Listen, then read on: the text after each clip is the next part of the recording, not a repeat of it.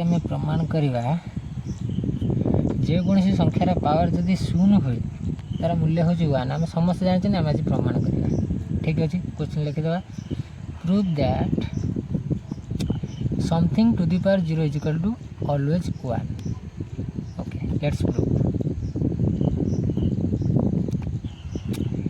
x to the power 0 को आम लिखिपर x उपर 1 माइनस 1 लिखिपर आम चाहिए लिखिपर x उपर 2 माइनस 2 आम चाहिए लिखिपर x उपर a माइनस a।